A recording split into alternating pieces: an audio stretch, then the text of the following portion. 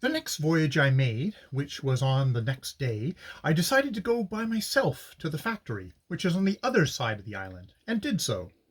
I got some goods to buy fish with, and heard from Mr. Cockshut that the poor boy agent at Osamokita had committed suicide.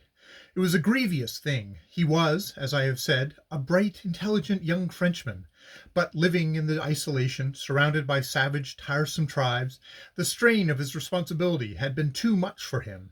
He had had a good deal of fever, and the very kindly head agent for Warmans had sent Dr. Pestler to see if he had not better be invalided home.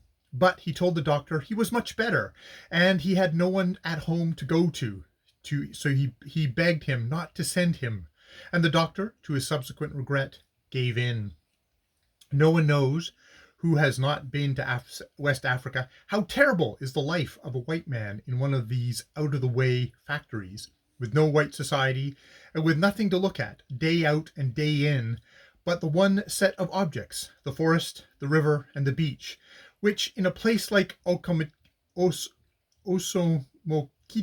you cannot leave for months at a time, and of which you soon know every plank and stone. I felt utterly wretched as I started home again to come up to the end of the island, and to go round it and down to Andande, and paddled on for some little time before noticing I was making absolutely no progress. I redoubled my exertions, and crept slowly up to some rocks projecting above the water, but past them I could not, as the main current of the Ogwe flew in hollow swirls round them against my canoe. Several passing canoefuls of natives gave me good advice in Igaloa, but facts were facts, and the Ogwe was too strong for me. After about 20 minutes an old Fan gentleman came down river in a canoe, and gave me good advice in Fan, and I got him to take me in tow. That is to say, he got into my canoe, and I held on to his, and we went back down river. I then saw his intention was to take me across to that disreputable village, half Fan, half Balkelly, which is it situated on the main island of the main bank of the river opposite the island.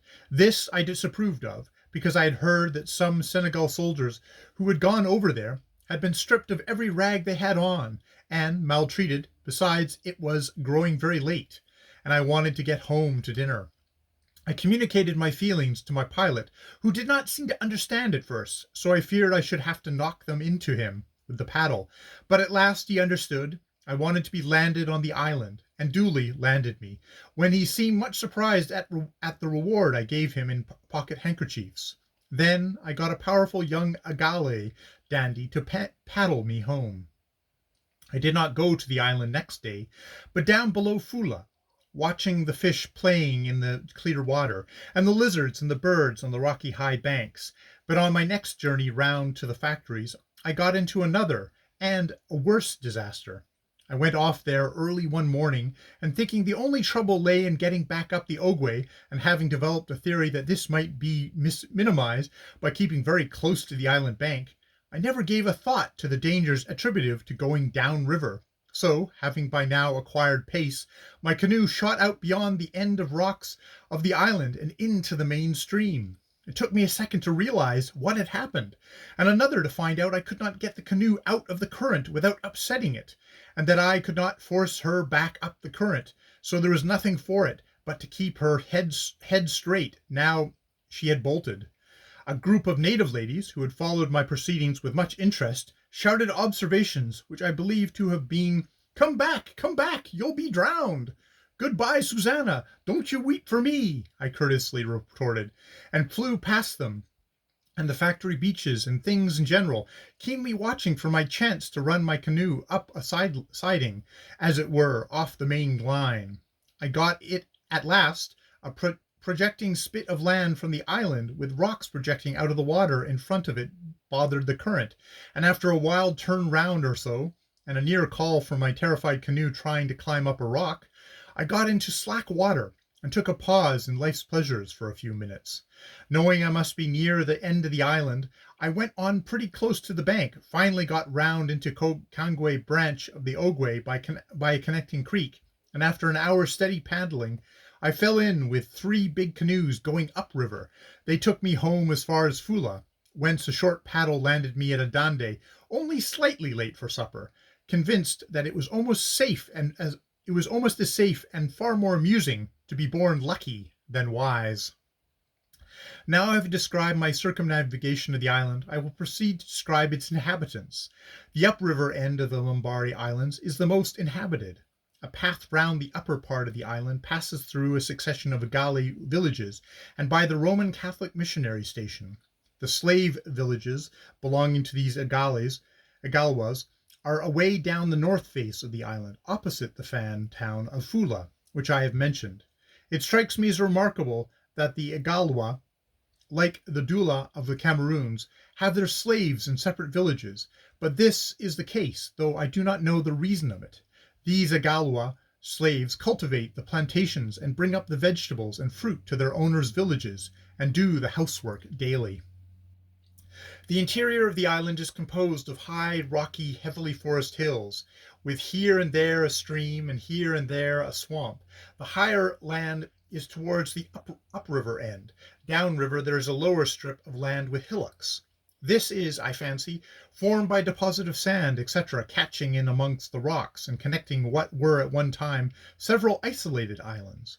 There is no big game or gorillas on the island, but it has a peculiar and awful house ant, much smaller than the driver ant, but with a venomous bad bite. His only good point is that it is the chief food.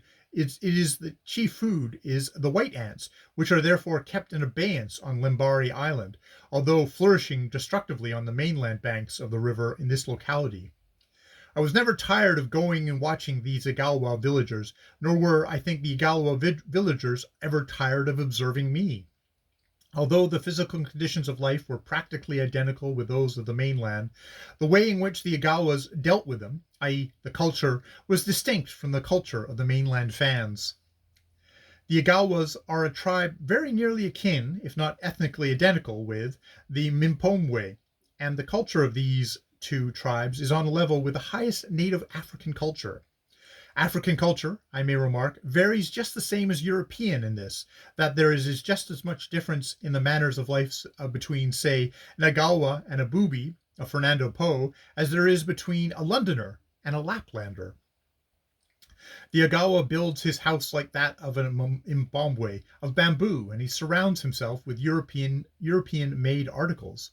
The neat houses, fitted with windows, with wooden shutters to close at night, and with a deal door, a carpenter-made door, are in sharp contrast with the ragged ant-hill-looking performances of the Akas, or the bark huts of the Fan, with no windows, and just a bit of extra broad bit of bark to slip across the hole that serves as a door. On going into an Agalwa house, you will see a 4-legged table, often covered with a bright-colored tablecloth, on which stands a water bottle with 2 clean glasses, and round about you will see chairs, Windsor chairs. These houses have usually 3, sometimes more rooms, and a separate closed-in little kitchen, built apart, wherein you may observe European-made saucepans, in addition to the ubiquitous skillet. Outside, all along the clean sandy streets, the inhabitants are seated. The Agawa is truly great at sitting. The men pursue a policy of masterly inactivity, broken occasionally by leisurely netting a fishing net, the end of the netting hitching up to the roof thatch, and not held by a stirrup. The ladies are employed in the manufacture of articles pertaining to a higher culture. I allude, as Mr. Micawber would say, to bed-quilts and pillowcases, the most gorgeous bed-quilts and pillowcases made of patchwork, and now and again you will see a mosquito bar in the course of construction, of course not made of net or muslin, because of the awesome strength and ferocity of the Lmbrn strain of mosquitoes, but of stout, fair-flowered and besprigged chintzes, and you will observe these things are often being sewn with a sewing machine.